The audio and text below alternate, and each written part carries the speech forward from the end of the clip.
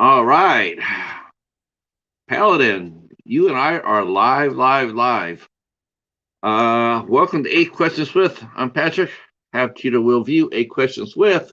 And this is our live show for Tuesday.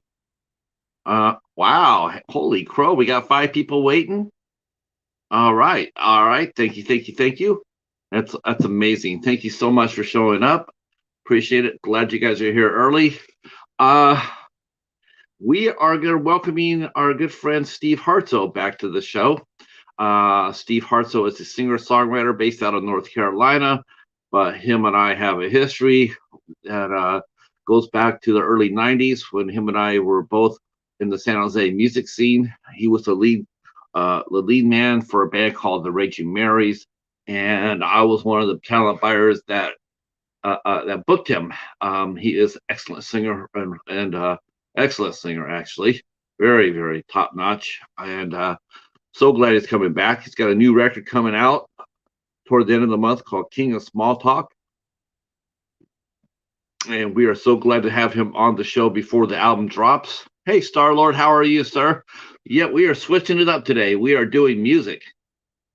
We are doing music today, so hopefully you're in the mood to hear a little bit of music. Waffles is here. The mighty Waffles has returned. Yes. Best news of the week so far, knowing that the Waffles is back. Or in my case, everybody calls them Horok waffles. I always say waffles. You can't say the E, you gotta say just the O, like waffles. Uh all right. Glad you're back, glad you're here. And yeah. So Steve Hartsoe, like I said, he's based in North Carolina, and he will be here in about 10 or 15 minutes or so. Um, New album coming out, King of Small Talk. I've heard the record. It's outstanding. If you like roots Americana, roots rock Americana, uh, uh, uh, a little bit of pop, uh, definitely, definitely, sort of like a Neil Young. Hi, Echo. How are you? I don't know if any of the young kids out there in the chat like Neil Young or know who he is, but Steve. Hey, Marie. Wow, very cool. Very cool.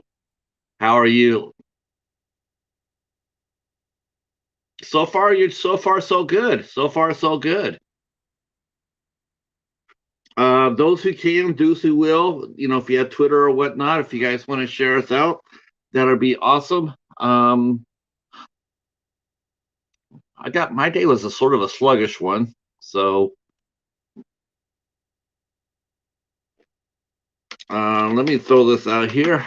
Um, uh, all right. So yeah, it was a good day, Jaden. How are you? Sam has quit YouTube. Uh, is there anything I can do to convince him not to do that?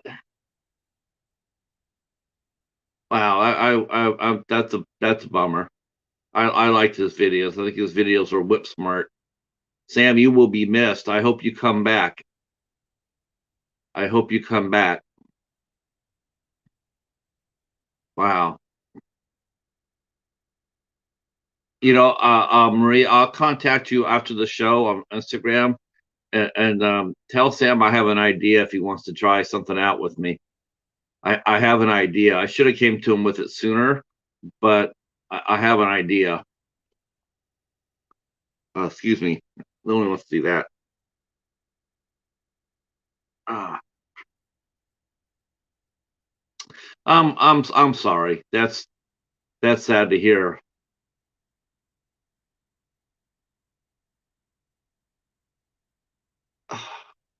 You know what? That person who said that obviously must be brand new to YouTube himself or herself. Uh, God, I did. Uh, okay, you're on Messenger. I'll find you, Maria. I will find you, and I have a suggestion. And it won't even involve him having to have a channel. It'll just him be coming on and hanging out with me. I've been thinking about this for a minute, and I want to throw it his way. So I'm glad you guys are all here. I should talk about the guests here for a minute. So Steve's been on the show before. He will be doing 2 or 3 songs tonight. Probably for the first single from this new album, King of Small Talk, and then he'll probably do a couple of other songs from his other works. Um, and I'll be putting all his descriptions down below in the box, including where you can listen to his record and buy it. There's Spotify. There's his own personal website. I recommend you buy everything he does. Tell you the truth, I'm not saying that because I know him, and I'm saying that because he's here. I'm saying that because he's just that damn good. He really is that good. Um, and and like I said, we're gonna be trying to do a little bit more music going forward a little bit. I know that I'm gonna have an R&B artist next month. And speaking of next month, I guess it's not too late to start, not too early to mention this, but in May, us outside of 3 shows, outside of, well, actually 4 shows, outside of four, well, three, because one's on a weekend. Outside of 3 shows, all of May is going to be all about you, everybody here in the community. I'm going to be interviewing channels from the community, of the YouTube community, not just horror community, not just any one community. It's going to be from all over. It's going to be we're going to have van lifers. We're going to have singer-songwriters. We're going to have, we'll have our film collectors in. We're going to have a couple of wonderful ladies who help others through their channel with mental health. I'm trying to firm up a couple more right now. Hopefully they'll be able to do it. And I'm pretty excited about it. A couple are from really big channels that will be coming in and talking to us about their channels. As far as that goes, we're even going back across the pond for an interview. We're going to be going across the pond for an interview with probably one of our favorite, actually for one of everybody's favorite YouTubers. I haven't met anybody yet who doesn't love are the guests who I'm talking about. But we'll be going over there to see his serious side. We're going to be talking about his life and his career and his family and stuff like that. He says, "Do you want me to be regular or you want me to be on the jazz?" And I'm like, I really, really want you to just be who you are. So, wow, that's amazing. That's You've been on live stream since MySpace. Wow, what's a MySpace? What's a MySpace? For us, you know what? He's Slingshot. I mean, the person who talked trash. Is his name is Slingshot Warrior, or is that him? Wow. Oh, instant messenger. Oh yes. Remember ICQ? Good Lord. Remember ICQ? Now, if you guys remember that, yeah, I'm really dating myself. ICQ used to be the jam.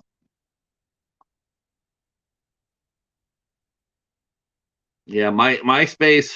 Ooh, man, talk about it. That's a blast from the past, isn't it? As far as I know, yeah, yep. Okay, I'm dating myself, Echo. We're dating ourselves, buddy. We're young whippersnappers. What's an ICQ? But that used to be a pretty jamming little program. I like that.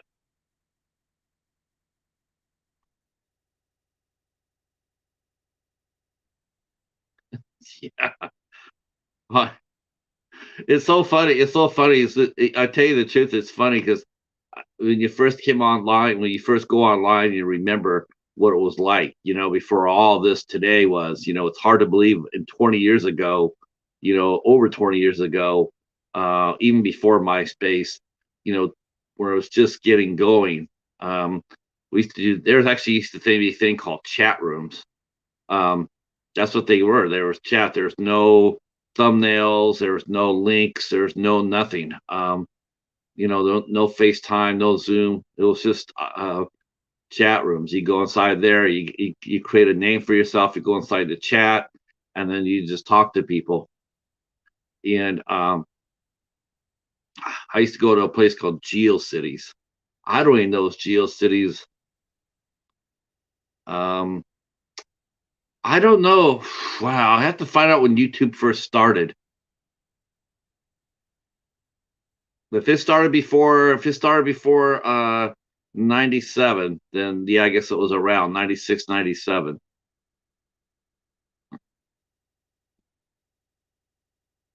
But back then, imagine what the upload time was back then.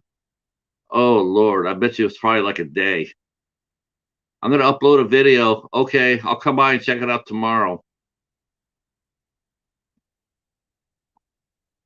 Yep, Chat Planet used their chat rooms. I remember my old Chat Planet username. Cold Stone was what I used. Oh, you were a big fan of their ice cream way back then, huh? I don't blame you. That ice cream is tight. Uh, Paladin is fine. He will probably be making several passes today. Um, I thought he might be sleeping underneath the blankets, but he got up when I did.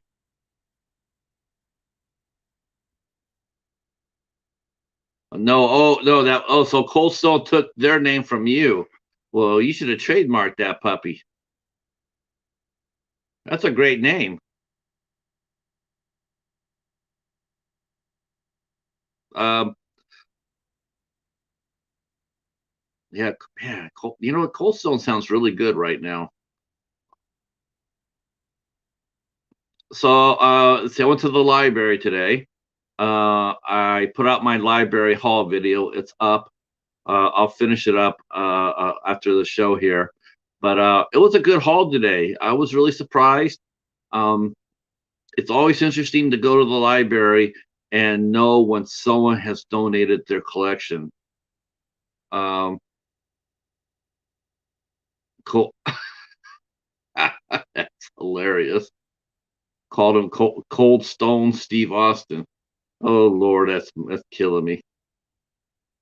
Um, so yeah, the library was a lot of fun. Got there and yeah, I had a good haul. Got some new animation I didn't have. I picked up Ghostbusters Afterlife. I picked up the new West Side Story that came out. I found a steel book. That was really cool. That was the first steel book I've ever seen at the library. First one, never seen it before. Um, yes, please tell him that we do miss him. Yeah, and he should not give anybody that kind of power to make him do something that he likes doing. That's not right. And Slingshot Warrior, yeah, okay. Well, I don't think he'll like it if people walked over to his channel and talk shit about him. So maybe he should be more careful about doing that. But I think Sam enjoyed doing YouTube. I know for a fact I enjoyed watching him very much so. It's sort of strange because whenever I go on Phil's channel, whenever Phil does a daily live stream, Phil from Phil's Creepy Vids, honestly, it feels weird. It feels really weird going onto a stream without seeing you and Sam there, Marie, because I'm always used to seeing you guys there. Every time you guys are always there, and it was like okay, things are good. It's gonna be good. Phil's up. He's doing a morning stream, and there's Phil and there's Marie and Sam. Has a sore on the back of her head, and Salem keeps licking the sore. Oh boy, yeah. Well, that's just love right there. Paladin is doing fine. He is jumping around. He's being rambunctious as all get out. I cannot no longer can wear I no longer can wear I can't be barefooted in my house. If I go around barefooted, Paladin wants to see my feet. He has developed so many quirks as he gets older. So let me ask you guys in the chat. Since I got you all here and we're a captive audience, whatnot. Would you guys like to see more singer-songwriters in as far as people I talk to? Would you guys be interested in hearing about their process and maybe hearing them sing a little bit? Would that be something you guys would like to hear? Or do you guys just like who I have so far? Hi Aaron, how are you?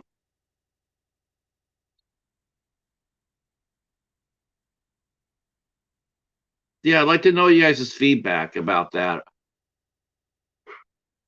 If you could, if you guys would be more open for me to do some more singer-songwriter types.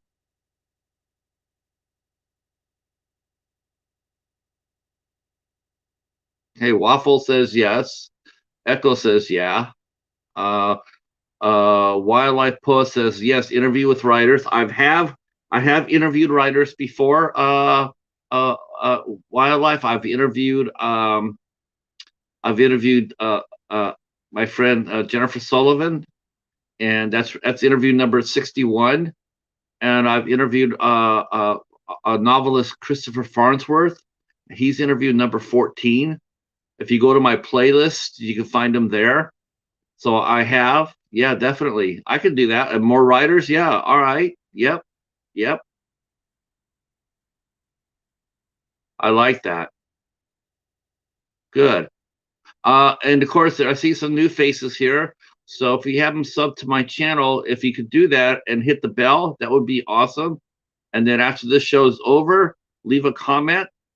I see you, Wildlife Poets. I'm going to get you after my show here. I'm going to go ahead and Aaron, you need to leave me a comment so I can find your channel so I can make sure I'm following you. I'm not sure if I am or not, so I want to make sure I am. And Waffles, you need to come back and sub back to my channel too. You haven't subbed back since you started your new one, so if you can go over there and do that, that'll be awesome.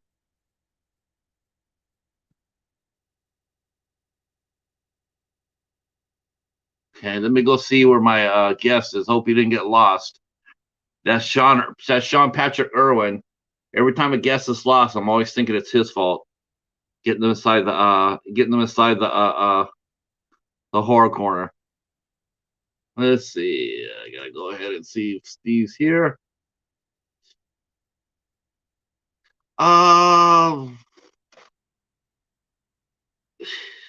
You shouldn't.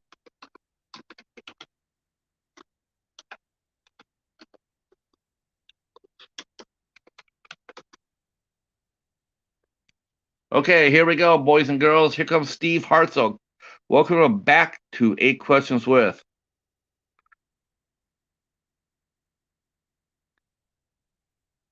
Ta-da! All right. Now, can you hear me? I hear you. Sweet. How you doing? Good, good.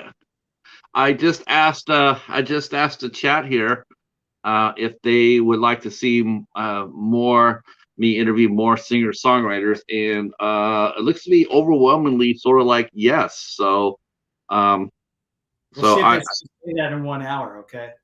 Oh, I'm sure they will. I have no doubt in my mind that they'll be not all. I bet you before the end of the night. I'm telling you, before the end of the night, somewhere, somehow, one of these people in this chat room.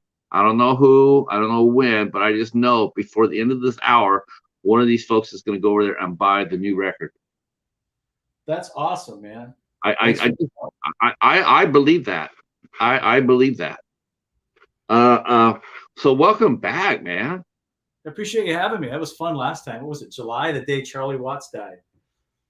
Yeah, well, we'll try to make sure no one else dies today, right?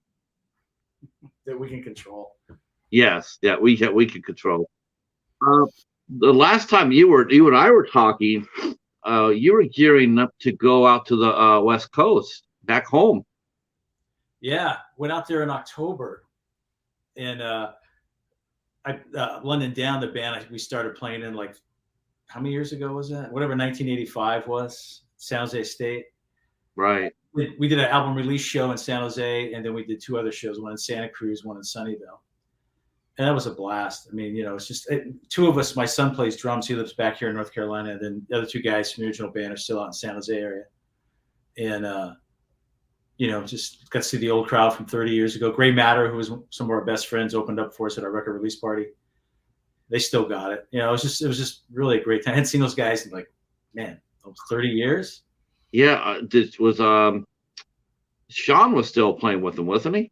Yeah, all the original guys: Joe, Sean, Marty, and Jeff. Man, that is awesome. Jeff's still the ultimate front man. It's like Jeff had, that guy oozed charisma. Oh yeah, he hasn't lost an ounce of it too. He had like this gold lame shirt, and all the moves down, and I just, like I did in 1988. I just sat there going, I wish I was Jeff Ebbage. Yeah, I always, he was. People are already saying hello. Our friend Maria she's saying hi, Steve. Nice guitars. Thank you. Yeah, we're gonna talk a little bit about those guitars. We're gonna go through like a little bit of a tour, I think, because I wanted to do that last time. Because I know that every musician has their instruments, and there's always a story behind them. Yes, there are good stories with these guitars. That one that's kind of move this way, the maroon one behind me there, right there. There's a Marsuji story with that one that I will share later on. You will appreciate. That would be awesome. Let's see, Steve, you could pull off the gold shirt. So? Where are these comments? I'm not seeing any of this stuff. Oh, there we go. I think maybe Wildlife Post knows you. Yeah. You know what? He pulled off. He had. Listen, he had moves like Jagger back in the day. Let me tell you. For someone who booked him about a dozen times or so, I could tell you that Steve Hartsoe has moves like Jagger. Yeah, well, that was before the bad knees. Now he got moves like I don't know, like Mick Jagger. No, dude, I saw those guys twice last year. Mick is as active as he was in 1965. I could not believe it. He's a nature. What do you think it is? The Red Bull, or? I mean, he was running 7 miles back in the 80s, early. So I mean, he's a health nut. He's just fortunate too to not have any serious illnesses. I swear to God, people who think that make a deal with the devil type things, like, oh, that's just fantasy, that's just stories, that's just silly stuff you see in the movies or books. I'm telling you now, if Ron Wood hasn't made a deal with the devil, then who's the other guy? Oh, Keith. Keith Richards. If both those two guys haven't made a deal with the devil, then I believe they have. Sincerely, I don't know how those guys have lasted as long as they have. It's the most amazing thing. Well, those guys, they cleaned up years ago. That helped them out, So get off the junk. And could you imagine back in the day if those guys would have gotten some sort of tour bus accident? Those guys, they wouldn't have bled. That would have been a distillery, and it would have been a distillery, and it would have been oozing out because of all the tar and nicotine too. Those guys didn't have blood in their veins. They had booze, tar, and nicotine, and whatever pharmaceuticals they could get their hands on. Yeah, a few other items too. You think that when they pass away, and we're not hoping for that anytime soon, but their autopsy's got to go inside the Smithsonian.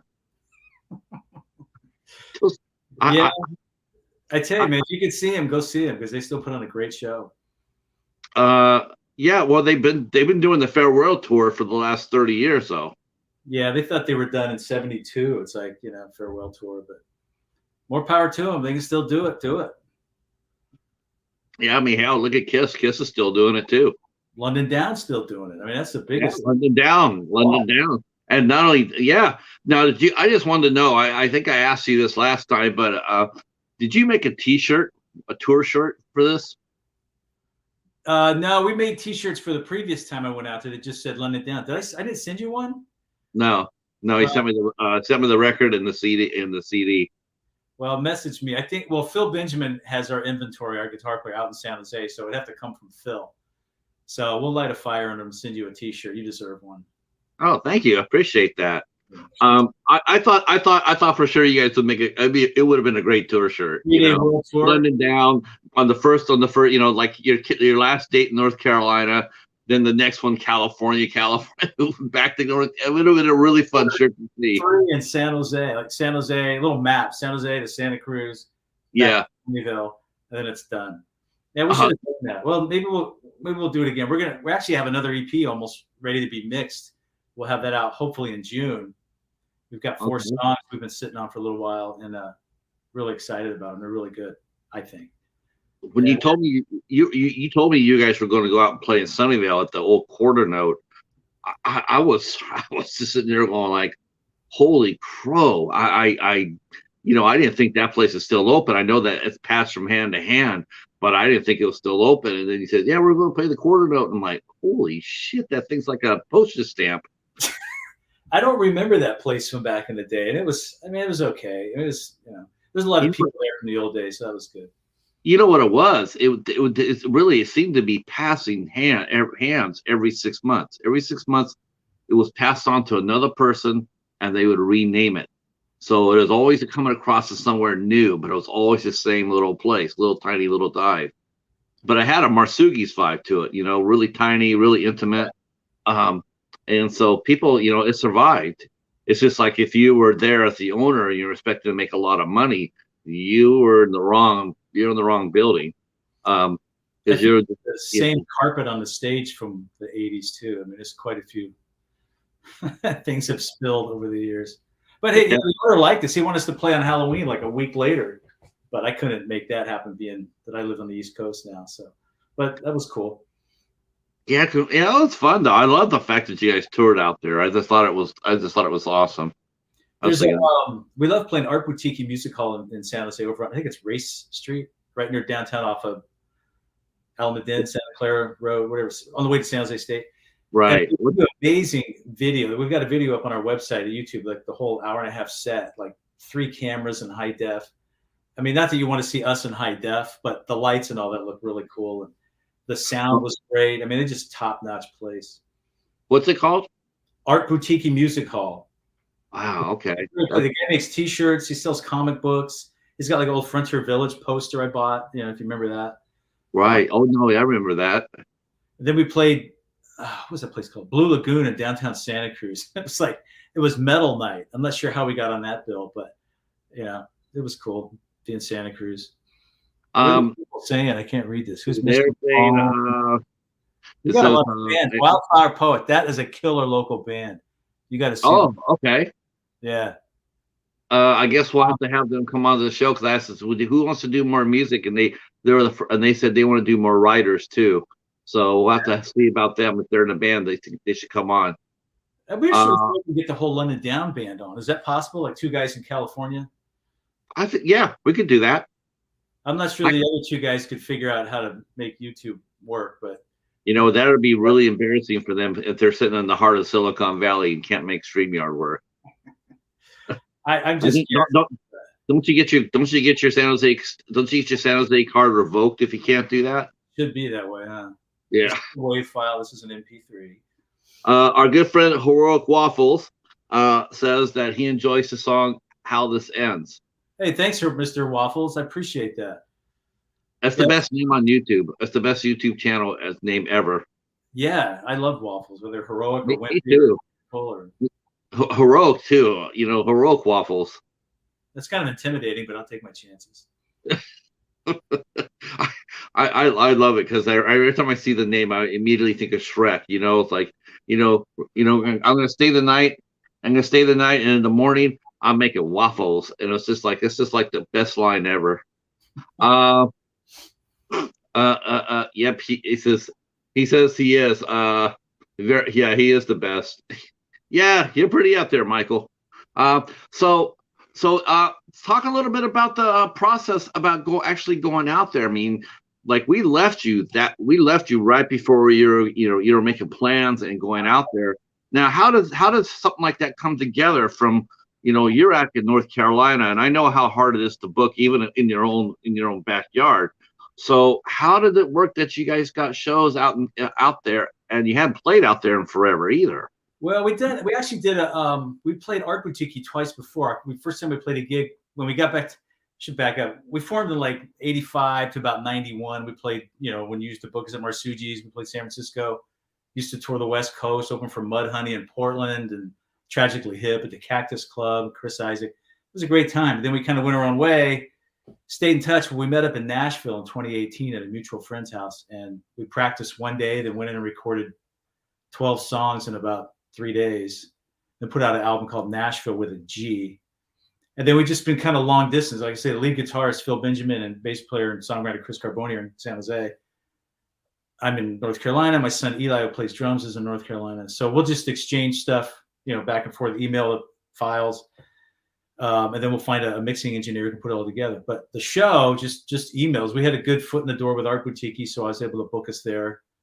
And then just sent the stuff, said, hey, we're coming out. Do you have anything at the end of October? We got a Thursday at Santa Cruz and then the Friday at Quarter Note. And Gray Matter was kind enough to get on the bill with us. And so it just all worked out great. 3 shows in 3 days. I think we only we had 1 day to practice. Wow. This was rough because we landed in San Francisco airport like about 3 in the afternoon. We're supposed to get San Jose to practice at 4. The rental car place took forever. We had to hit a drive-through. And it was tough. But anyway, we practiced and we played pretty well considering it's once a year now. So maybe we'll be able to do it again later this year. Yeah, because I mean, most of the people that most of the people that were doing music, were involved in it. They're pretty much all gone now. They're, as far as that goes. I mean, I think we're the only ones still writing our own songs and putting them out. Like guys, Great Metal get together once in a while and play, their set. And they've got great songs that still hold up. A lot of guys are still they're in cover bands, playing. Like Phil, our guitar player, is like he's in a country band, he's in a classic rock band, and he's just playing all the time. Yeah, it seems like cover bands have never been more accepted than they are now. I guess so. I mean, I don't know. I'll play covers sometimes too, just because that's what pays. You can use that to pay for recording your original stuff. So, I think they don't call them cover bands anymore. They call them tribute bands now. They like to be called tribute bands. Oh, is that what it is? Yeah. I'm so out of the loop. I just know it's a gig and it pays $400 and I'm going. So. Yeah, isn't that something? Here you go. You come out there, you're playing somebody else's music, and you get paid. God, a lot more than you get paid for original music. Well, like we've opened a few times, like Nashville acts will tour through. I'm near Raleigh, and we'll open up for them. And okay, you guys are all splitting $112. I'm like, you know what? Just give it to the headliners. I mean, they're traveling. We have day jobs. We live here. Yeah, it's just kind of ridiculous. So it's never been about money for. I don't think anybody who's serious about playing. I mean, it's never been for us. I'll show you the Spotify checks. Please don't. It'll remind me of the Marsugi's days. Some of the payouts I had to do back then. Yeah, that's right. Remember the old breakdown: 35, 25, 20, and 20. Is that good old Eddie? Yeah, that's what it was. 35 for the headliner, 25 for support, and 20 for the opener. And then I got 20. Whatever was left. And I was very much like you. I would just turn around and I would pretty much always use my money and buy whatever the headliner was selling. Yeah, that's cool of you. Yeah, I can't remember. There's more days than not I walked out with zero money than I did money. Let's see. It ain't pretty. Let's see. The Hobbs is sitting. That's why they call them tribute bands. They call them cover bands now. No, actually, that's flipped around now, Hobbs. That's actually flipped again. They used to be cover bands. Now they're all tribute bands. Yeah. There's a comment from Wildfire Poets. But I love these guys. They love me. Yep. He says, I love how Steve keeps several projects going and has the energy to never phone stuff in. The new stuff sounds amazing. Yeah, that's you know, I gotta agree with that because I've seen you guys play, you know, 10, 12 times, and I never once saw you phone it in, not once. Not every time did we have a crowd for you. You Now, know, you know, there's times where there was, and that's to me, that's a true sign of a real artist. You know, someone who, you know, it's like, well, hell, it's like being here. You know, it's doing this. It's like, I mean, there's other YouTube channels that do shows, you know, they do live streams and they have like 50, 60 people. And, you know, when you only have like 6 or 7, you got to keep going like it is, like there is 60 or 70 people in. you told Um, me there were 600. yeah, you got to go in, you got to go in there, you got to play, you know, that one person you see, if there's just that one person in the room, you play for that one person, you know, and I've heard many bands say that's how they do it. Because there'd be times I would sit there and I would ask him way back in Marsuki to sit there and say, "How do you overcome you know, how do you overcome when there's nobody there?" And they said basically, "Hey, you know, we play regardless who's in front of us. You know, whether it's a full house or no house, we play the same. You know, and we don't. I mean, there's many bands that do that have just phoned it in. You know, they see there's nobody there or it's not what they expected. Maybe someone's girlfriend didn't show up or whatever, and then next thing you know, you could just tell by their energy that they're just not there tonight. And you know, yeah, it's you really just can't. You know, for a musician, that's real. You know, it's like for you know any other artist, it's taking a night off when you're performing live. I mean, has that ever happened to you where you've been burnt out Well, and you walk in front of a crowd and you just like you have low energy? it happens to me a lot now. Like if I'm playing solo acoustic gig and people aren't, you're like a human jukebox or so, you're in the background getting drowned out by espresso machines. Like, why am I still doing this? You know, this is ridiculous. At least with electric band, you can just turn it up and they couldn't talk. They had to pay attention, you know? So, but I know like there was like this, we had a lot of like intensity. We were just ticked because we didn't pack the place and we knew we were good. So we used to say, well, we wage gigs. We don't book gigs because we just go out there and just play our butts off, you know? So it was always a blast. And it's still fun. We got back together, you know, after 30 years, everybody had the same personality. It's like you just fell into place like nothing had happened in between that time. And it all gels well together. So it's a blast. I mean, I'm thankful we can do it long distance. But while Kevin's comment, I mean, like I keep telling myself I'm going to take a break and I never do. Like we did an EP for London Down last October. Before that, we've done a couple singles. I did a solo EP in 2020. Like, all right, I'm going to take a break. Nah, I want to keep going. Plus, with the pandemic, you're stuck at home for most of this time. I mean, you might as well record. Yeah, you know, it's funny. It's like a lot of actors and directors and whatnot. They manage to get out of the house and actually finish projects. You know, the do project. That's not so easy if you're a soloist. Maybe as a soloist, you could probably do your own thing in your own studio. But if you're in a band, you know, that must have been very, very hard to Yeah, come together. I'll record the drums here for my solo stuff and London Down. So I've got a setup in my son's room, and then we'll just play to that. You know, and Chris and Phil will send their wave files, and we'll all talk about what sounds good, what we like, and then, like I say, we'll get talented people like Kevin Army out in Oakland area. We work with him on the Raging Mary's album. He's done. He did a live album for us, a couple singles, and he did our EP last year. He's just a phenomenal guy. Knows music, all styles. I think you will find Kevin McNulty is just top notch, really great to work with too. So yeah, we're surrounded. I think after Steve, Bart Thurber, I think Kevin Army was my second favorite studio guy. No kidding. No, I like Bart. Bart was amazing. But Kevin Army was not only did he mix, not only was he a powerhouse in the studio, but you know he was a hell of a musician himself. Yeah, he can play anything. I mean, he after us, he did our album like in '89, but he engineered Green Day's second album in I don't know, it was 94-ish, 95. So and I think Operation Ivy's, you know, legendary project. So yeah, a lot of fun to work with too. Just a great. Yeah, he's a very friendly guy. Let's see. Hobbs Horror stings like a bee. I thought it would be like Hobbs Horror grow like a pumpkin. I can't even see it. Hey, a Steve Hartsoe tribute band. Oh, yeah, good luck getting gigs. You probably do better than me. Maybe Uh, we get paid. yeah. Chris Isaac. Yep. Yeah. You know, I did 3 shows with him. Oh yeah, Yeah, I had 2 at the Oasis and 1 at the Edge. we opened for him at the San Jose State Ballroom, like 900 people. That was amazing. Um, yeah, his closing person, a lady named Jillian, she invited me to go to dinner with them. So I had dinner with Chris Isaac and his band. Very cool. Yeah, I was really strange because it was like they're at the venue, and this is just like this never happens, but they're at the venue, they're getting ready, and then they like it's gonna be a couple of hours, like 2 3 hours, because to get there early or whatnot. I said, let's go eat, it's all right, and then most of the time, the manager of the show is me. You're there for the whole show, and all of a sudden it's like, oh, Chris wants to know if Chris wants you to come have dinner with us. Well, I go to Yasik. I'm going like, what should I do about that? I got invited to go to dinner with Chris Isaac. He says, what do you think? Go.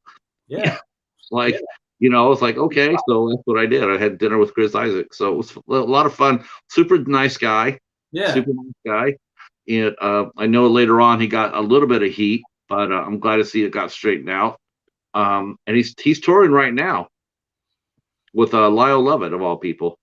I could see that. They both have similar clothes. It's funny. We always got every time we got Chris Isaac because he did the Roots Americana thing.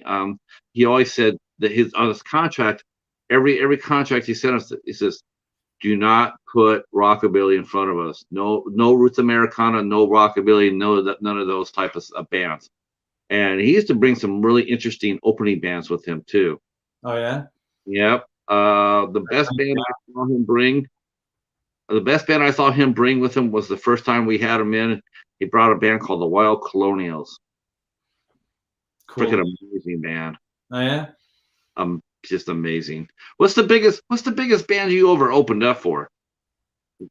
It's probably him, but I did a solo thing, opened up for the Smithereens at Catalyst in Santa Cruz. Teresa McClure was a really talented sort of blues country singer in San Jose back then.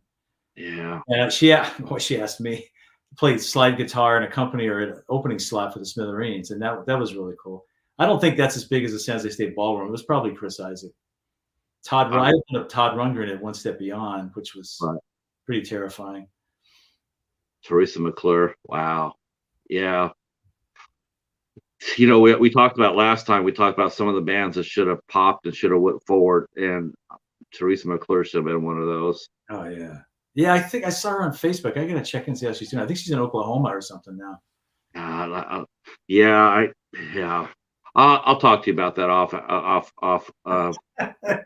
talked to her a few times, but so now that you guys played California, now were you working on this new album, King of Small Talk, while you're prepping for your trip out west, or was this something that came to you after you came back?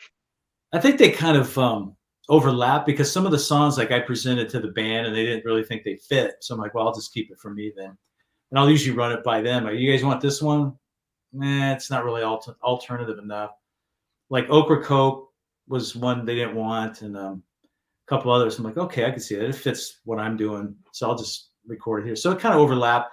And I tell you, we did it was great, like 9 months, just a long time to get this EP done. And we had people helping us, which was great, but it was just so much back and forth and redoing and rearranging. I'm like, I need a break, and I'm just going to follow my own sword, and I'll just do it myself for this one. It's good. Now I'm anxious to get back with London Down. It's kind of cool to have both worlds, but one democracy is enough. I don't need two. I'll be my own creator. Now you wrote that. Obviously, you wrote the King of Small Talk by yourself, right? I mean, I wrote all the ones. The new album has 8 songs, and I wrote all of them. Was it easy this time? I mean, you mentioned last time that I always thought songwriting for you just came as naturally as breathing. Oh, that's nice. I wish. It's mostly a matter of time, and you get an idea and you start working on it. But then when you're solo, you're kind of the one going, well, I don't know, should the solo come before the second chorus, or you know what I mean? And so I had to do a lot of that on my own, which with London Down, it's a lot of back and forth, but the guys have a great sense of what works and what doesn't. So So it'd be like, well, maybe the song doesn't fit in our format per se, Yeah. but a solo song is, it's a solo song for itself. We really like it, and this is what we suggest. I mean, is it that kind of give and take? Yeah, well, just it just might not fit. Maybe that one's better for sort of your Americana thing, which I was doing way before London Down got back together. So I just keep on doing it, and I'm able to gig here with a few guys. A guy named Wabo, who's played with me for several years, plays bass and records and produces. Russ Bullock plays lead guitar. Then my son Eli plays drums with my solo stuff too. So if you're in Central North Carolina next Friday the 29th, I'm doing an album release show in Cary. The album actually comes out the 29th. Was that a week from Friday? Yeah, a week from Friday. Yep. Yeah. Right now, I mean, I love writing and recording. It's right now is the part I hate, the promo. I just, I just like the self promotion thing. It's at least it was the band. It's like this London Down name. It's not your name. And I'm sure my coworkers are like, oh, get this guy away from me. I've seen enough, So I just try to pull back and do that delicate dance. Come see me, but it's okay if you don't want to. Passive aggressive. Yeah. If you're really my friend. Yeah, if you're really my friend, come see me, but not putting any pressure on you though. Yeah. First beer on me. Yeah. Right. Yeah. So it's cool both ways. It kind of, and I can, at least with solo, I can get guys that, like my friend Dave Riston was in Luke Bryan's band for years. He's in Nashville. He played some amazing lead guitar on a song called Polka Dots and Camo, and then he played pedal steel on a song called To Live by Faith. And so I just, I kind of reach out to different guys. Like Chris Carboni from London Down played bass on a couple tunes. So it's kind of cool to play with different people too. Jen Allred sang some harmonies. Bunch of talented friends. So yeah, I was gonna say, I bet it wasn't very. We talked about this. Actually, we talked about this yesterday with actress Jennifer Nagel, and we were talking about the term favors. She's a filmmaker, so she says sometimes she'll call in favors for friends. From friends for her to do certain things. And I mentioned how there's some other film directors who sit there and you see, like you'll see familiar faces doing a real small project, and you're going like, how do they end up doing this movie? This movie's really small. And then you'll hear them say, I'm just here as a favor. I got asked to come in and do this little scene as a favor. Is it really like that? Is it really like that with musicians? I mean, when, if you're playing and you got something you think is going to be popping, is it easy to pick up a phone and ask for a favor from a friend yeah, I think anybody would they're flattered that somebody asked you to play on their recording, and nobody really makes money a deal. I mean, it's nobody ever charges much at all. And so it's, I think it's just helping people out. They want to do it. And, I try to share their names as much as possible too. It's a good community. I mean, what's the biggest difference? I mean, we talked about this too, but I mean, I want to hear because we do have some new folks here. But what's the biggest difference for you between promoting yourself now versus promoting yourself then? Man. I mean, do you think it's easier to promote yourself? I mean, now than it is back then. I mean, the difference that now that I think about it, back then there was such a scene, and you were always, every time you go to the laundry, was just another band hanging out, and we got this festival up at St. Mary's College. You guys should come up and open. It was just this whole networking thing that was amazing. It actually seemed much easier back then because we were playing like 3 times a week all over the Bay Area. Now it's like it's all online. It's email the person, hope they get back to you. I mean, it's easier to reach more people because you can put, you could target a Facebook ad or your show. It's global, but I think it makes a difference having a scene. That seemed easier to me. Yeah, it's it's like for me, it's promotion is such a fine wire. Like to promote a show like this, it's like. You like just to go out there and throw it everywhere, tell everybody everywhere. But you're right. I mean, it is a little bit can be a little bit more difficult, because, you don't want to overwhelm people. You don't want to come crash in the same rooms over and over and over. But at the same time, out there, I mean, on the internet, it's like, how did we pick band names back in the day? I mean, you had no idea there was a London Down in Cleveland, maybe. Who knows? I would have no idea. Maybe in London. But you had no way of knowing. No. I think how do they establish that? I think is by whoever can show proof that they were performing first underneath that name. I think that's how that goes. Yeah, that makes sense. You know, if they have a trademark war, you know, like, you know, the copyright, it's like, well, we were performing this, you know, like 10 years ago, and you were only performing it 6 years ago, so we had the name first.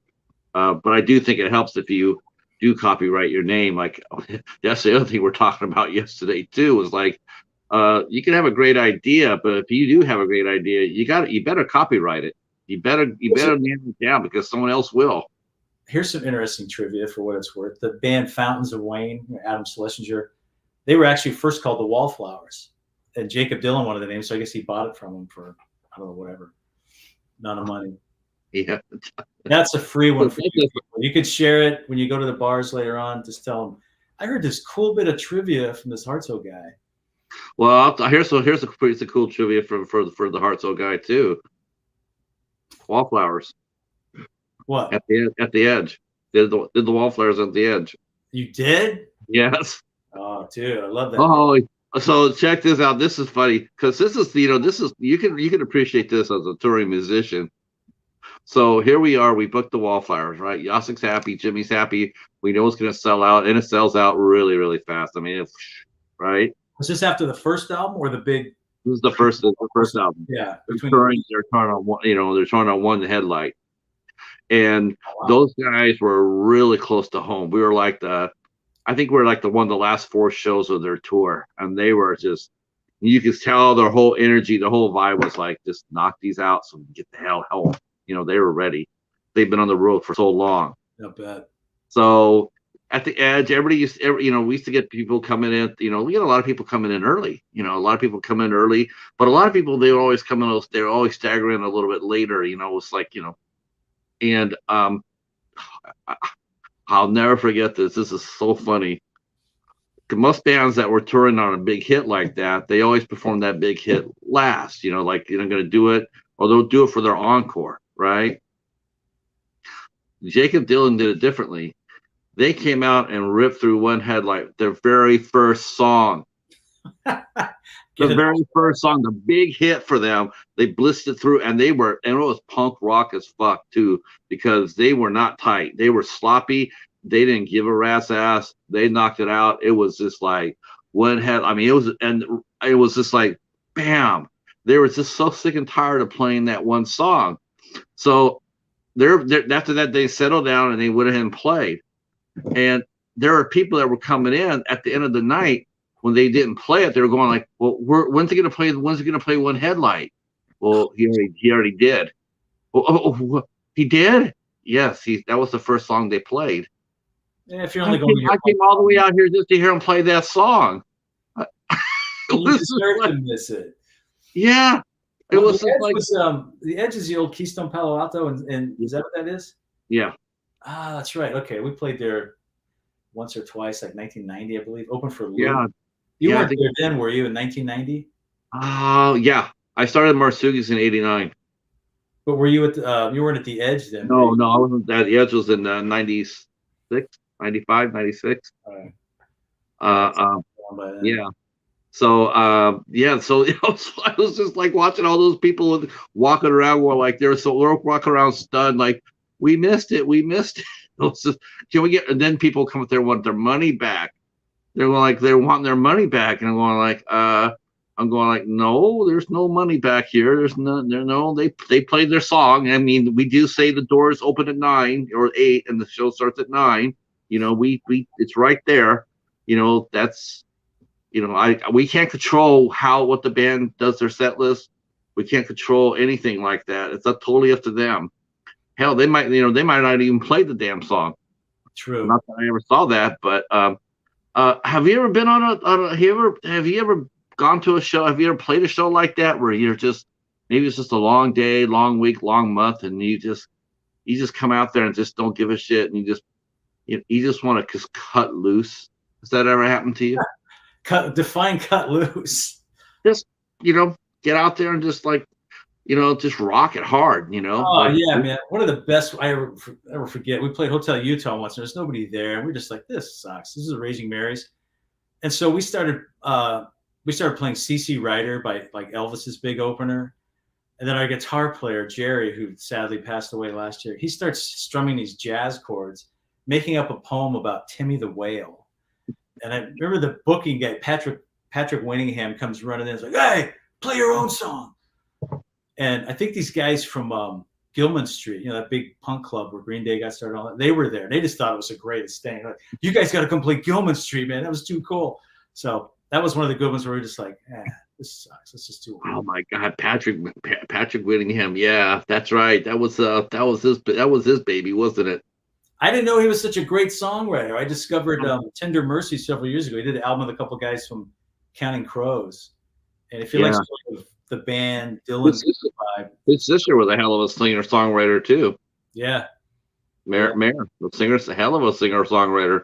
Had her that place reopened as booking bands again finally. Hotel Utah? Yeah, they were closed like a year or two, I believe. Hi, Mike. How are you, sir? All right. American Werewolf in New Jersey popping in and saying hi. New Jersey. He's our new knight, our new IFC knight. I'm so happy to say that. I will be definitely dropping some banners about what we're watching. That's just for him, letting him know. Thank you so much for your support, Mike. I really appreciate it, sir. His show is fantastic. You need I need to send you his YouTube channel so you can go sub to it. Yeah. Yeah, it's amazing. He's got some amazing live shows. His movie talk is awesome. So let's talk about that Marsugi's guitar. I've been sitting over here with this buzzing in the back of my head. I want to hear this story. Let me go get it off the wall because you have to see it up close. There's a blemish. Oh, I had nothing to do with that. No, you didn't. I told my wife Shannon I would give her credit where it's due, and I just got to tell you, all these guitars she bought for me. That Telecaster, the 12-string Gretsch was a Father's Day gift. Telecaster was a Christmas gift, and my Martin's sitting over here, but that she got from it too. So this one I used to play in the Raging Marys. This is a killer guitar. This is like a Guild Starfire. It's actually a left-handed guitar. But when we were having a horrible night at Marsugi's one night, I remember that. I think Jerry, our guitar player, was like tuning with his wah-wah pedal on, and it was just like everything was. There's hardly anybody there, and so I just got frustrated. This guitar, I think, was leaning on the side, like that. And I took my Vox Teardrop 12-string guitar off, and I just tossed it. Well, the strap pin at the bottom hit the back of my Guild, and I forever got that mark. Can you see it? Oh, yes. Yeah, it's like, ooh. Yeah. So this thing is customized. I mean, nobody could steal this and get away with it and say, oh, no, this is my guitar. So nobody else has a left-handed Guild Starfire with another guitar's strap pin hole in the back of it. Wow. Yeah, so that was a bad night at Marsugi's. I want to say that I wasn't there for that one. That was like 90. You might have been there. Yeah, I was there. You're probably hiding because we were so horrible. I was probably hiding because there was probably me trying to get some folks in. That pissed me off about Marsugi's was the fact that we get some of the best damn music for the $5, and boy, oh boy, people just would not want to pay the $5, but they sure as hell would go down to the Cactus Club or FX and pay that $10 or $15 to get in there and watch those shows down there. And it's just like, wow, seriously? Because we're too local. I know a guy, Chief Smith was sort of like a roadie for us in Gray Matter, but he saw Green Day play Marsugi's. I don't know if it was your time or what. It had to be like, 92, 93, before they hit. Green Day was before me. They were still playing. I think they played Marsugi's. They probably played for Natalie. They didn't play for Nancy or Joe. I know that. So they did play. They played. Get in. They had to hang outside before their set. They weren't even 21. Green Day, you mean? They played Cactus Club. They played the Cactus Club 2 or 3 times. Didn't they play Marsugi's? No. If they did, they played before me. Maybe they must have played before me. But no, we never had them in. We had our fair share though. We had a lot of the Pacific Northwest bands. We had the Gits, we had Mudhoney, we had the Fastbacks. I remember Nirvana played the Cactus Club about 8 or 9 months after we did our Raging Mary's album release show there, which was a kick. I mean, who knew back, Right. The Nirvana played there. They play there for Natalie. That was them and the Fluid and the Mudhoney, and that was Natalie's show. And that actually Nirvana was a last minute addition. The agent called Natalie and asked him to put them on the bill. Oh, And she said, in true Marsugi's tradition, she said, "Yeah, no problem." every Town of Fire was like that. Nirvana played Marsugi's? Yes. This club. Yeah, Marsugi's. They played them way before at the Cactus Club. Oh my God! I think it played before the Cactus Club was even open. Amazing. Yeah. A friend of ours saw them, and he's like, "Yeah, Nirvana's kind of like you guys, except they're way cooler." Like, oh well, thanks. I think we'll take that. The Raging Marys were a fucking awesome band, man. We said this last time. I'm saying it again. The Raging Marys were a fucking amazing band. You guys would have been right at home playing, like if you had a dream tour, it'd be like the Raging Marys, the Wallflowers, and Neil Young, Oh, I mean, could you imagine that lineup? Well, appreciate it. You guys, we had the album we did remastered last year. You can get it if you go to the London Down website, www.londondownmusic.com. You sent me one. Yeah, you can get we still have some vinyls left, but then we had it remastered digitally by a guy in Wisconsin. Yeah, no, that's what you sent me a vinyl. Yeah, but you can get the digital version is remastered. Okay. A new song on it too. So I mean, take your pick. But yeah, that was one of those things where everything was just clicking. We were playing so much, and we've been writing songs for a few years together, and we actually, we had Sony Records was interested in us. We did a gig at the Hotel Utah. I mean, we were really good. The guy didn't show up, and I don't remember, but I guess their story is my brother, our drummer, just like had enough. He quit. Like, I'm going back to college. Too much disappointment. Those showcases were let's see. Hobbs wants to know about the back panel. Is it replaceable? Could you have that replaced if you wanted to? Nah, and I wouldn't want to anyway. It's good memories. I mean, it's actually, they could, I don't know, maybe they could buff it out, but you couldn't match the paint because this is like an early '80s guitar. It's just a great guitar. There's a real growl to it. Hello, Brene. Hello, Fluff. Thanks for coming by. I hope. I'm not sure if you guys were here for the last time for Steve or not, but this is singer-songwriter Steve Hartsoe. He is based in North Carolina, and him and I have known each other for many, many moons. So we're glad you guys are here. How about kicking down the first single from the new record, King of Small Talk? You feel like dropping a tune? Oh, no problem. Yeah, you want me to play that one, King of Small Talk? Play the first single you're gonna release. Oh, Okra Coke. Yeah, that's been out a few weeks now. That's I gotta tell you, this local filmmaker made a video for it. It's about this really cool little island off the coast of North Carolina. You have to take a ferry for about an hour to get to it. Blackbird used to live there. There's like horses descendant of someone came over from Spain, like 1500s. It's just amazing. It gets wiped out by hurricanes all the time, but they keep building back. So I just went out there and I was pretty moved by it. I just was strumming my 12-string one night and this tune just kind of dropped. So I put it out as a single. You can get it. There's my website. See, right there. Oh, that's right. Website. There you go. See, he is a master. You know how to promote it. So this is called Okra Coke. A friend of mine thought that was something he might have snorted back in the day in San Jose. No, it's not, Dave. Sorry. So anyway, it's called Okra Coke.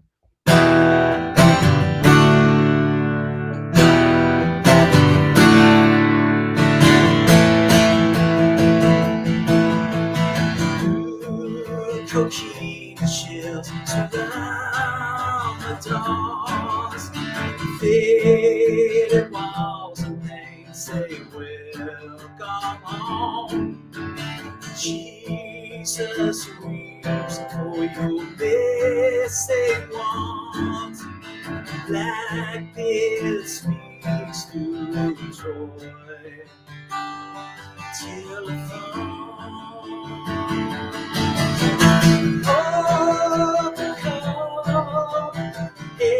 Sound alone.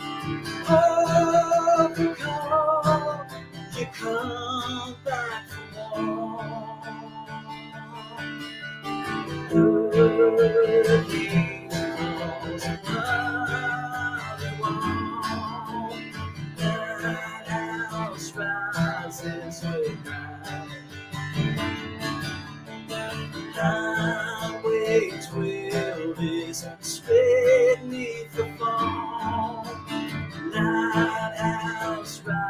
rises with light.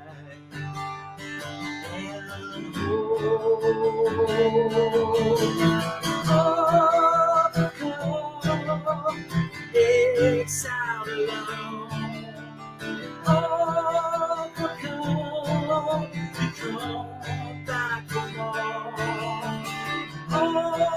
Overcome, exile alone. Overcome, the somebody's home.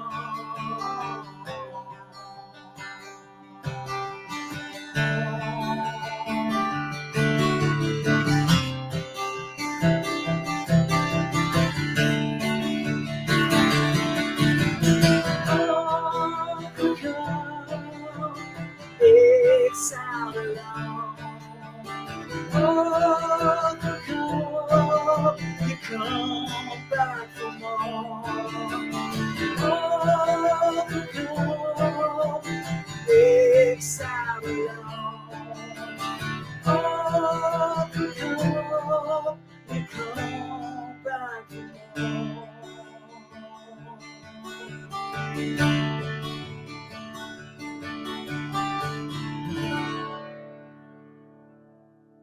That's awesome. Thanks. I kind of sorry I botched the second verse, but that way you'll go to the website and actually hear how it's supposed to sound. So it's kind of a little strategy of mine. Sounded awesome, Steve. Hey, thanks, man. I appreciate it. It's a fun one.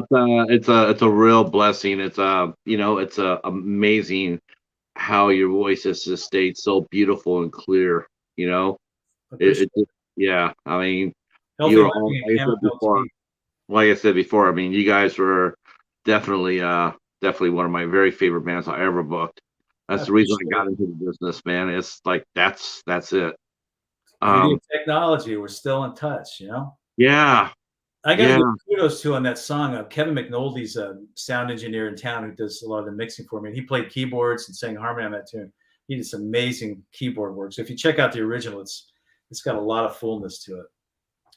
Yeah, thanks for sending me the early link. I had it playing while I was doing some work, and I was working, and it's like 3 songs into it, I had to stop because I was just sitting there, just rocking out to the record. I was like, I didn't want, I didn't want to just, I wanted to give it my full attention because it was like, and that's the only thing that really just hit in my mind was just like you just haven't lost anything. There's it's just been super strong writing, voice is just absolutely beautiful. Thanks. Yeah. Now, how do now you mentioned before how you wrote the songs and you came, initially they were written for the band per se, but do you always write every song for a band first? Like, like I'm going to write this song for a band. Do you ever sit down and just write stuff just for you?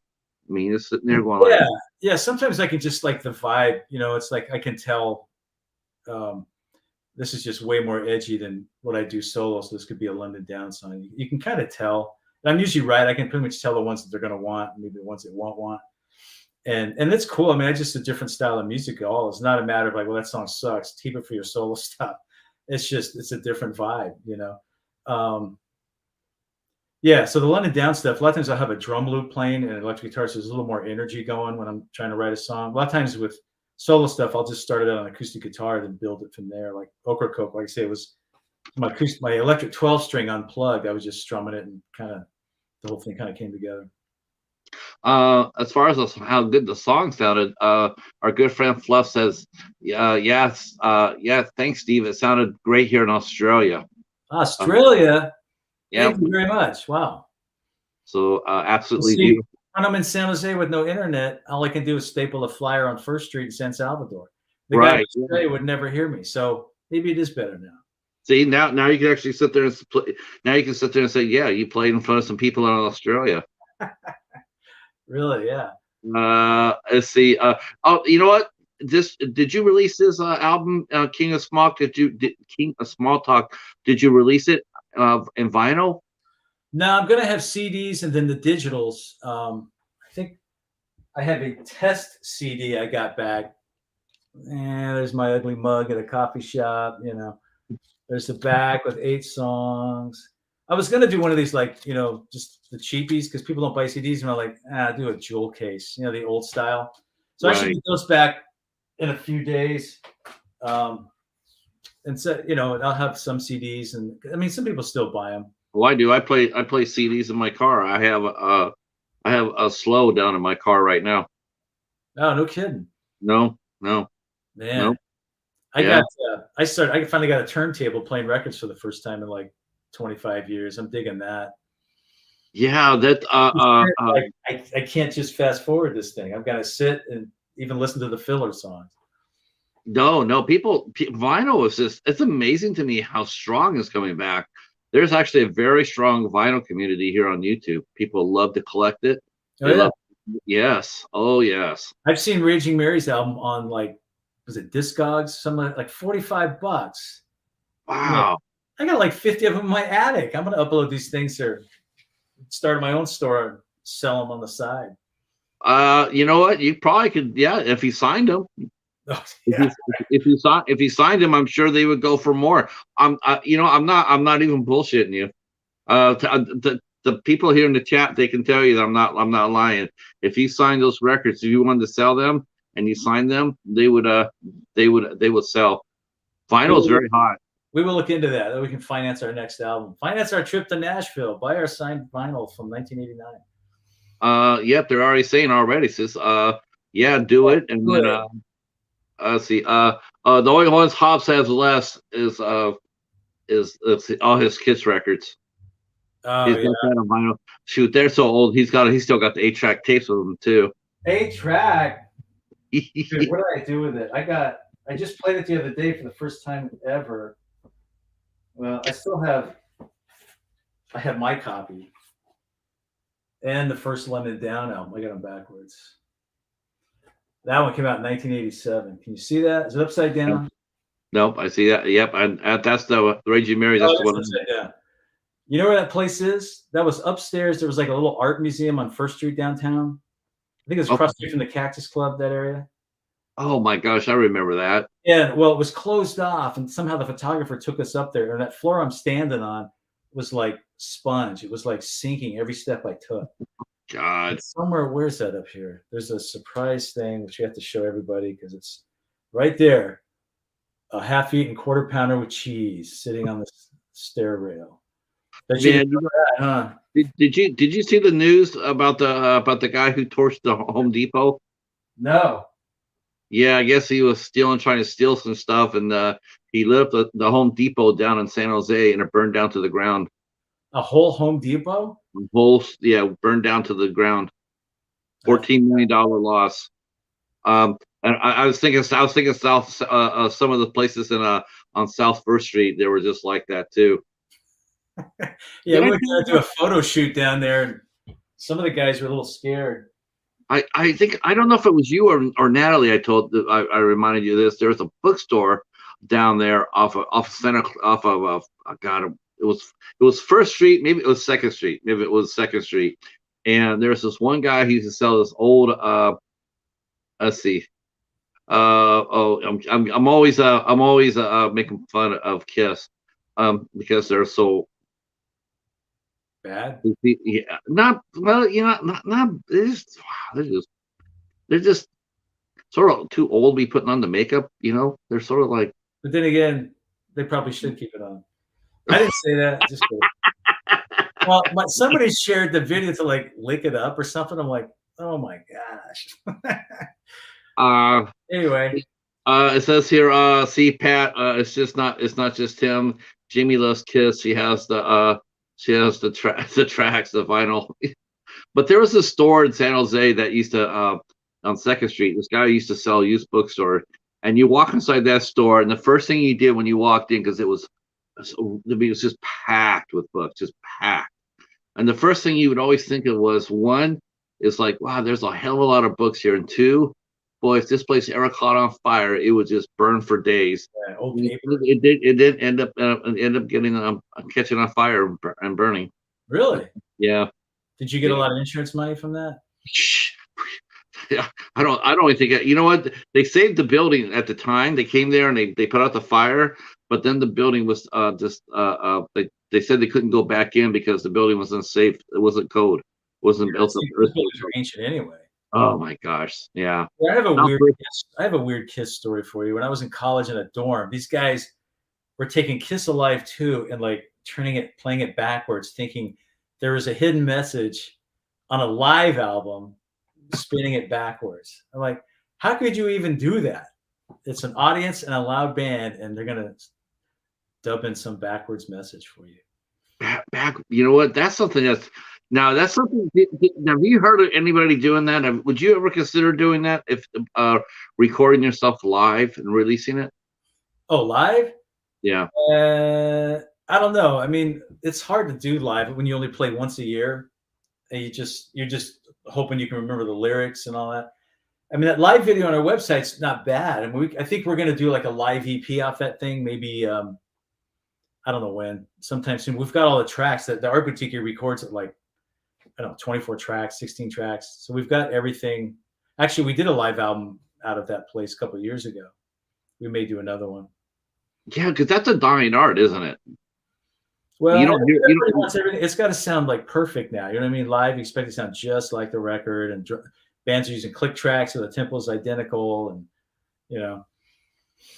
I mean, are there more tricks now, Steve, in recording albums than there were back in the day? I mean, you get a lot of bands coming out like sounding just so great, but is it really more tricks in the studio more than the talent? Oh yeah, it's a ton of stuff that can make your voice hit pitch every time, and there's all kinds of stuff you can do digitally to make you sound much better than you are.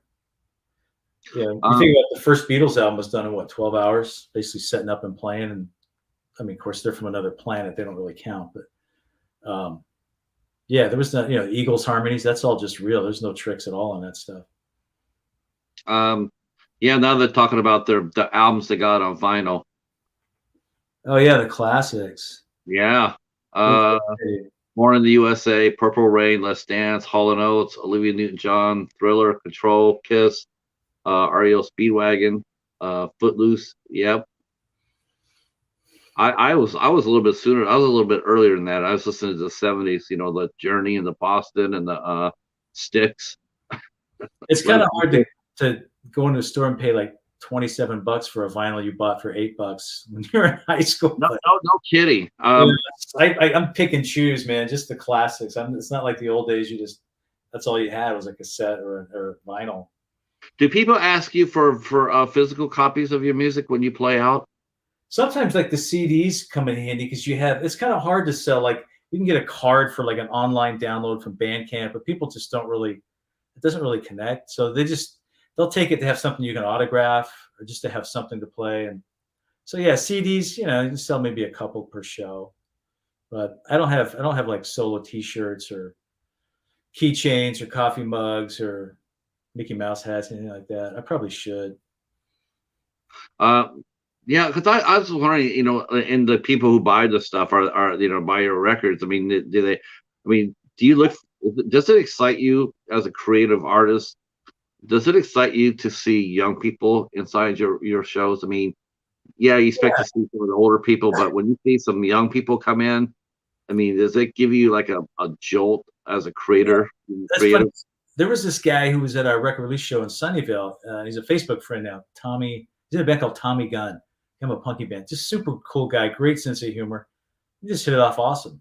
And he's a friend now, and he's very supportive. But he's probably like, early mid-20s, if that. So it doesn't happen all the time, but it is pretty great when it does. Or like, this 80s sound is so big now. I hear the chorus pedals a lot, which I still have my Boss chorus pedal from back in the day that's worth a fortune. So, that sounds kind of back.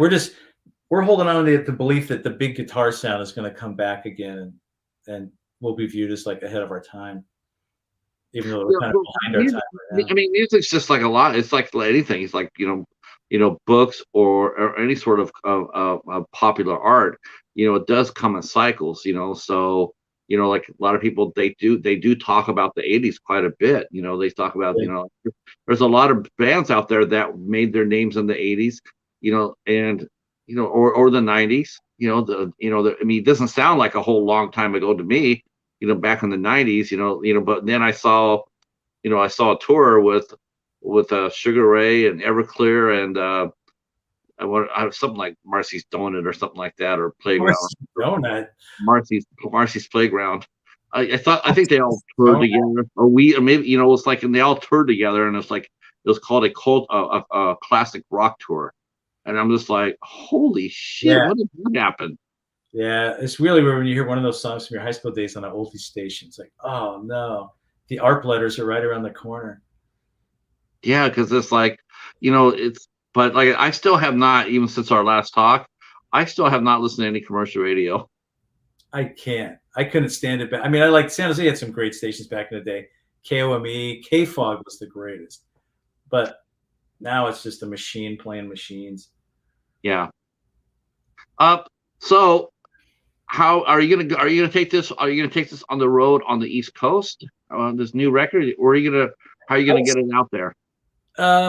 Got the album release show and a couple others after that. I'm thinking about playing around maybe North Carolina, just maybe solo. Or maybe I can do the good thing about back here is like you can go to Virginia in like 2 hours, you're in Richmond, another couple hours you're in DC, so you can really hit 5 hours to Atlanta. So I'm thinking about maybe doing if I could do like 4 or 5 days, just hit a bunch of acoustic gigs. Because the band guys, they all have day jobs. They can't really get off to do this. So Right. I did the solo thing for years anyway, acoustic, So I'm thinking about looking into that to get out and just sell CDs at the shows. Charlotte, which is about 2.5 hours from me, has a lot of good nightclubs. Yeah, I want to say there was there's some really good venues. I think there's more good venues on the East Coast than there are anywhere else. Well, they're closer together too. You know what I mean? Like I was saying, California, like the Bay Area, and then maybe was it the Wild Blue or something, Fresno or San Luis Obispo had a club, and then you got to go all the way into like Santa Barbara. I mean, it's a long way to go. Yeah. To hit anything. So, yeah, maybe I can hire you to book me again. It worked out well in the late '80s. It did. I had some success. I booked you, and I booked 2 other bands. I booked Shovelhead, and I booked I think I booked them and on a West Coast tour. That was a lot of fun. I used all my contacts that I had that I used to, because I booked a lot of their bands. So I called them and said, help me get this band. I know Stevie Caballero's got a brand new band called Urethane, and they're tearing it up. He's out there still. He's still out there cranking. Which was he in Shovelhead or which band? Yeah, he was in Shovelhead. Yeah, and what was the else he was in? He was in The Faction.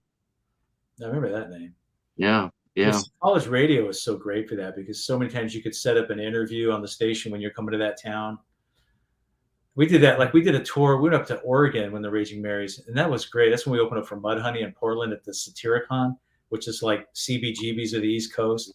Yes. It was just like wall-to-wall people. They had to escort us out. It was like you had to hold your guitar and go through the crowd between the bouncers. It was just a great night. All our photos were destroyed by photomats. So we have no proof at all that we played there, except there's a Mudhoney website with every show they ever did. And there's a little teeny mention with the Raging Marys. Wow. We went out, speaking of college radio, we played Oregon State to promote that tour, and we got there. We were supposed to play live. Well, we only have one microphone. You want a 4-piece loud rock band to play through one mic? So we just did a game show or something and took calls, made stuff up. Hobbs is mentioning about Shovelhead. Shovelhead, well, everybody probably, and maybe some of you guys might know the name Stevie Caballero. I mean, people know that name. I'll have to look him up. Right. Well, Stevie Caballero is a world-class skateboarder. Yeah, remember him? You don't remember Stevie Cab? Vaguely. Yeah, he was Tony Hawk before Tony Hawk was. Oh, okay. Yeah. So he was. If you go back to read all the skateboarder magazines, all the Vans videos, and all that, there was Stevie Caballero. He was out there shredding and tearing it up. I think there's names. There's his name's on several tricks. Like the Cabby 960 or something like that. He did a lot of famous moves. He's still out there. And he's still skating too. Good for him. Yeah, good for him. He just showed off. He's standing there, he's sitting on a skateboard, and he's gonna flip the trip, the skateboard and land on it. He still can do that too. Yeah, It's just like, wow. All right. Um, let's see. Bad English when I see. Okay. Yep. No, never booked the band Nightwish. We did Night Ranger. We did Richie Blackmore's was it Rainbow? I think so. Yeah, you booked that. Rainbow or a Nightmare or something like that. No, never did Nightwish. You got time for one more before we let you go? Yeah, sure, man. You pick it. We'll listen. Let's see. Do I want to do polka dots and camo, or do I want to do the title track? Title track is, you know what I got for that title track? You know what you know what, that song there really brought a lot of Dave Alvin for me. Oh, really? Yeah. I'll play that one then. Yeah, I was kind of thinking like mid-60s Who or something, but I'm probably way off on that. Yeah. So anyway, this is a title track called King of Small Talk. If I can remember. See, I recorded these things a few months ago. Now you got to learn them to go out and play them again. So I may botch this one too. So just be forewarned. Let's see.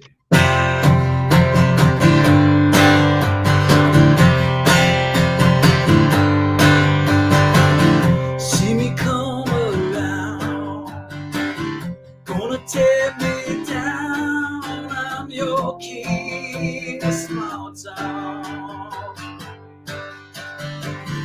Every side I clear cuts me deep within. I'm your king of small town. I'm your king of small town. Where I've been, you don't want. I'm your king of small town.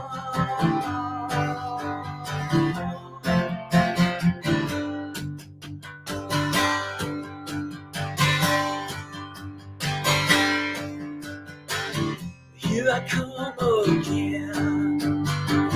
Treat me like a sin. I'm your king of small town.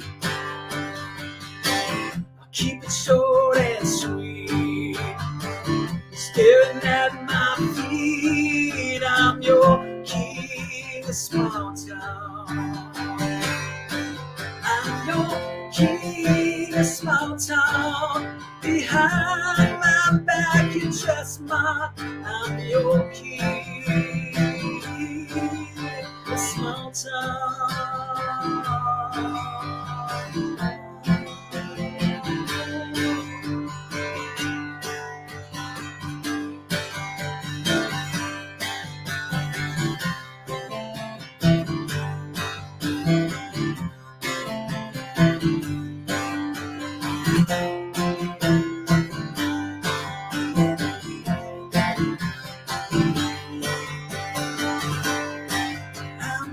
King of small town, where I've been and don't walk. I'm your king of small town. I'm your king of small town. Behind my back, you just mock. I'm your king of small town.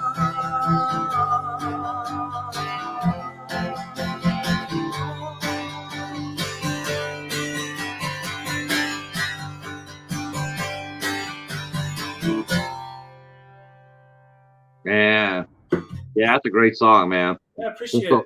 Yeah, that's a lot of that's it's so cool. I'm so glad you're out there making it. I'm still glad you're out there making music. I said that last time. I'm so glad it's, and it's really cool to hearing you say, seeing Gray Matter going out there and still kicking it, too. It's so nice to see that, they go out there and they still play just all that love of music. Yeah. They haven't let their their lives to interfere with it, because everybody needs a creative outlet. Yeah, we got up on stage. We did the Clash version of "I Fought the Law" as our encore together too. I think there's a video of it I could send your way. It's pretty funny. You can see Jeff's cool shirt. Nice comments. Thank you. I am Betty J. Gathers. Gathers. She's a real sweet lady. One of my new friends. Super positive. Yeah, she'll talk. You know what? You should hire her. You should hire her to promote you. Let me tell you, in 6 months from now, you would be known everywhere. Okay. You just got hired. Yeah, she's a very positive, very energetic young lady, and yep, enjoy watching her.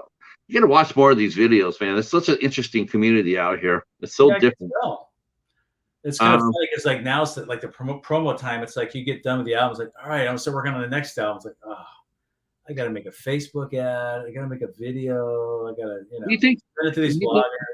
Do you think when that happens, when you think about have to get out there and promote it, I mean, does it take a little bit of the joy away from creating it, knowing that you have to go out there and bust your hands in promoting it? Yeah, it is. It's not.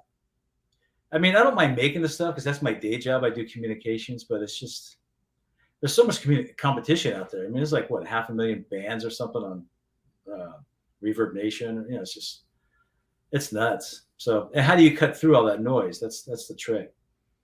Right. I will definitely put all of Steve's links down below. I'm sure they're pretty much all the same from the first interview, so I'll just copy and paste them down here and put them up. Yeah, they're the same. Yeah. Thank you guys. Yeah.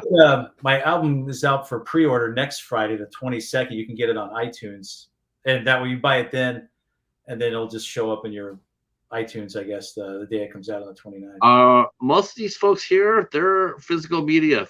I'll have CDs. They'll probably want CDs.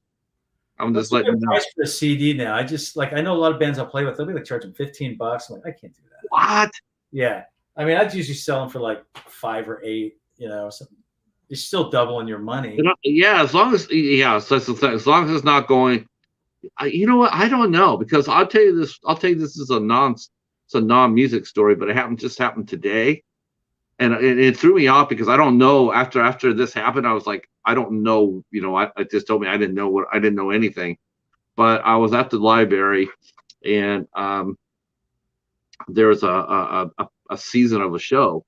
And we have resellers. They all come out there and they all buy stuff for the resell.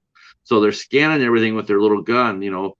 And I saw her pick up this series, and I said, "Oh my gosh, that will sell really fast. You'll sell that fast because it's really popular." And she scanned it and says, "Well, I'm not really so sure, you know." She scanned it and says, "Well," and she started looking at it, put it back. I said, "Well, but that will sell." She goes, "Yeah, it's saying I can sell it for $12.60. Well, to me, selling something that you're going to get for like $1, you know, or $3, I think at the time, to me sounds like that's a good deal. $3 for a $13, you know. But she said, "Yeah, but then I have to sell through Amazon. They take a percentage, and then the shipping costs and everything else. By the end of it, there's no bean on the bone. You know, there's nothing I can do." That's true. And I'm thinking, wow, so $12, you know, $13, and you're not going to make any money off of that.